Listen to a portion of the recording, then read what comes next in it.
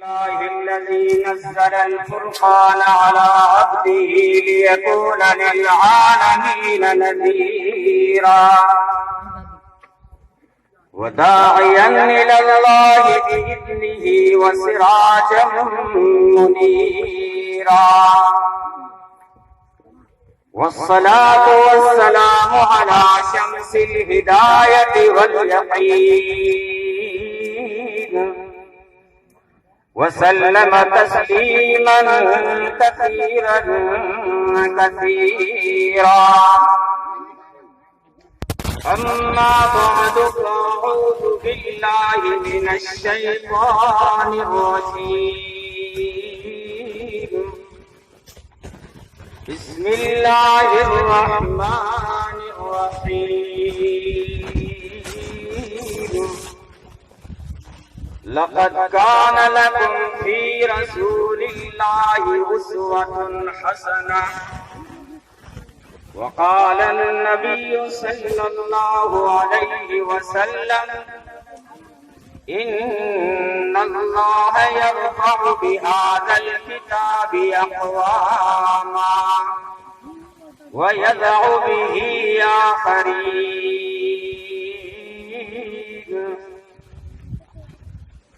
تو نمی دانی کے آئینے تو چیست تو نمی دانی کے آئینے تو چیست زیر گردوں سر تمکینے تو چیست کتاب زندہ قرآن حکیم حکمت اولا یزالست قدیم درشریف پڑھ رہے ہیں اللہم صلی اللہ علیہ وسلم. جناب صدر لعیق فخر قابل قدر ذی وقار و ذی قدر حضرت مولانا مفتی محمد ابو بکر صاحب دامت برکاتہم العالیہ، عزت معاب جناب پروفیسر اختر الواسع صاحب و دیگر قابل صد احترام علماء کرام، محترم دوستوں، بزرگوں اور عزیز بھائیوں، قابل صد مبارکباد ہیں جامعہ اسلامیہ مبارک علوم کے ذمہ داران و اراکین کہ جنہوں نے ایسے وقت میں کہ جہاں یہود و نصارہ اور اسلام دشمن عناصر مسلمان نوجوان کو لہو و لعب، طاؤس و رباب، شراب و کباب میں مبتلا کر کے کھوکھلا دیکھنا چاہتی ہے، ایسے وقت میں تعلیمی بیداری کے عنوان پر اتنا بڑا عظیم الشان اجلاس کا جو انعقاد ہوا ہے، یہ اپنی مثال آپ ہے. دوستو، تعلیم ہر انسان کی ضرورت ہے اور ہم تو مسلمان ہیں. مسلمانوں کا پہلا سبق ہی اقرا ہے. پہلی وحی نازل ہوئی جس میں پڑھنے کا حکم دیا گیا، تعلیم و تعلم کا ذکر کیا گیا، قلم کا ذکر کیا گیا، جس کا آغاز حرا سے کیا گیا. وہ مقصود کون و مکان آ گیا ہے، حرا سے وہ سوئے باران آ گیا ہے، روایت بتانے وہ حسان آ گیا ہے، خدا کا زمین پر وہ بیان آ گیا ہے، وہ سارے کا سارا قرآن آ گیا ہے. اور یہ سلسلہ چل کر دار ارقم سے گزر کر مدینے پہنچا. محمد رسول اللہ صلی اللہ علیہ وسلم جب اپنے لٹے ہوئے قافلے کے ساتھ مدینہ پہنچے ہیں تو سب سے پہلے، حالانکہ سینکڑوں افراد ایسے تھے جن کے پاس گھر بار نہیں تھا، خود محمد عربی صلی اللہ علیہ وسلم کا بھی گھر نہ تھا. وہ ابو ایوب انصاری رضی اللہ تعالیٰ کی میزبانی میں رہ رہے تھے. میرے وہ آقا کہ جس کے چہرے کی تابانی پر سورج بھی رشک کرتا ہے، جس کے چہرے کی لمانیت پر یہ چاند بھی رشک کرتا ہے. حضرت کعب بن مالک رضی اللہ تعالیٰ عنہ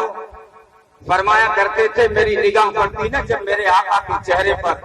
مجھے یوں لگتا تھا جیسے کہ چاند کا ٹکڑا ہو.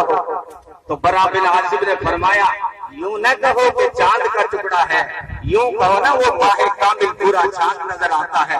حضرت عمر بن خطاب نے فرمایا میرا نبی اگر بشر نہ ہوتا تو جو ہے قمر لیلۃ البدر ہوتا، 14ویں کا چاند ہوتا۔ ابو بکر نے فرمایا ہوتا کیا ہے؟ میرا آقا 14ویں کا ایسا چاند تھا جس کے آگے تاریخی آنکھ مچولی کھیلنے پہ مجبور ہو جایا کرتی تھی۔ حضرت جو ہے سمورہ، حضرت جابر بن سمورہ فرماتے ہیں اس 14ویں رات کا میں تجزیہ کر چکا ہوں، اس 14ویں چاند کا میں تجزیہ کر چکا ہوں، بار بار پلٹ کے دیکھ چکا ہوں، کئی بار نگاہیں دوڑا کے دیکھ چکا ہوں، لیکن میرے آقا کا چہرہ دیکھنے کے بعد جب میری نگاہ چاند پہ پڑتی تھی تو چاند مجھے پھیکا پھیکا نظر آتا تھا، اور چاند دیکھنے کے بعد جب میرے آقا پہ نگاہ پڑتی تھی تو کان الشمس تجری فی وجہی، ہزاروں آفتاب و مہتاب چمکتے دمکتے چلتے ہوئے میرے آقا کے چہرے میں نظر آتے تھے۔ امی عائشہ صدیقہ رضی اللہ عنہا فرمایا کرتی تھی کہ زلفوں کے بیچ میں میرے آقا کا چہرہ یوں لگتا تھا جیسے بادلوں کی اوٹ سے چاند باہر آ گیا ہو۔ تو ربی بنت محبت نے فرمایا امی یوں نہ کہو کہ بادلوں سے چاند نکل آ گیا ہو، بلکہ یوں کہو نا کہ سورج طلوع ہو رہا ہو۔ تو جو ہے ابو ہریرہ نے فرمایا یہ سورج طلوع کیا ہوتا ہے؟ میرے آقا کے چہرے کے اندر سورج چلتا پھرتا رواں دواں نظر آتا ہے۔ جیسے دوستو جیسے میرا رب العالمین ہے، محمد عربی صلی اللہ علیہ وسلم رحمت للعالمین ہے، ایسے ہی یہ قرآن ہدی للعالمین، ہدی للناس کہا، ساری انسانیت کے لیے یہ ہدایت لے کے آیا، ہدی للناس۔ لیکن بڑی عجیب بات ہے، دوسری جگہ کہتا ہے ہدی للمتقین کہ میں تو متقیوں کے لیے ہدایت ہوں۔ تو ایک تو اس کا مطلب یہ ہے کہ انسان اسی کو مانتا ہے جس کے پاس ہدایت ہو، ایمان کی روشنی ہو، اور جس کے پاس میں ہدایت نہ ہو تو پھر تقویٰ نہ ہو تو پھر قرآن ان کو اولئک کالانعام بل ہم اضل کہتا ہے۔ یا پھر قرآن کی ہدایت تو عام ہے، لیکن جس طرح بارش عام برستی ہے وہ چٹیل میدانوں پہ بھی برستی ہے، وہ بنجر زمین پہ بھی برستی ہے، وہ شاداب زمین پہ برستی ہے، لیکن اگر زمین بنجر ہو تو پھر بارش کیا کرے؟ بے عمل دل ہے اگر تو جذبات سے کیا ہوتا ہے، بنجر زمین ہے اگر تو برسات سے کیا ہوتا ہے۔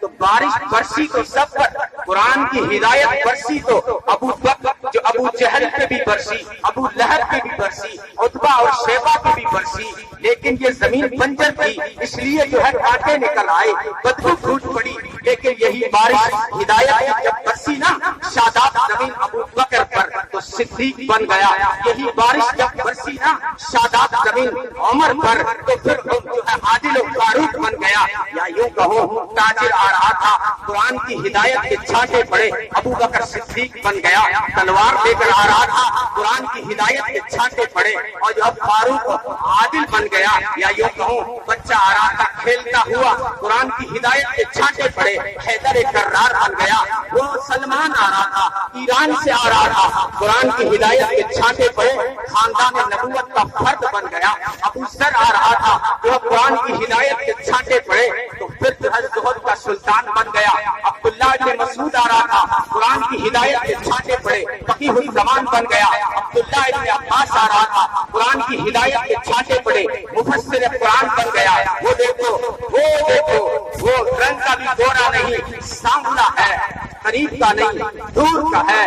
عرب کا نہیں حبش سے ہے، رنگ کا بھی کالا ہے، اپنا نہیں پرایا ہے، یگانہ نہیں بیگانہ ہے، لیکن جب قرآن کی ہدایت کے چھانٹے پڑے چلتا زمین پر ہے، قدموں کی آہٹ جنت میں سنائی دیتی ہے۔ تو یہ قرآن اس کی قرآن نے عزت دی ہے، پڑھو انگلش پڑھو بھولو بڑھو کالجوں میں آگے بڑھو، لیکن کتابوں کی سردار یہ ہے، یہ تمہیں سردار بنا دے گی، یہ ایسی سردار کتاب ہے جس نے بھی اس سے رشتہ کھایا۔ اگر صرف جو ہے قرآن کو ٹھکرا کر اگر دنیاوی تعلیم میں ہم مگن ہو گئے تو پھر وہ شعر یاد کرنا پڑے گا کہ دیکھ کے خیال میں تو روٹی بھی گئی، چاہے شے بڑی تو چھوٹی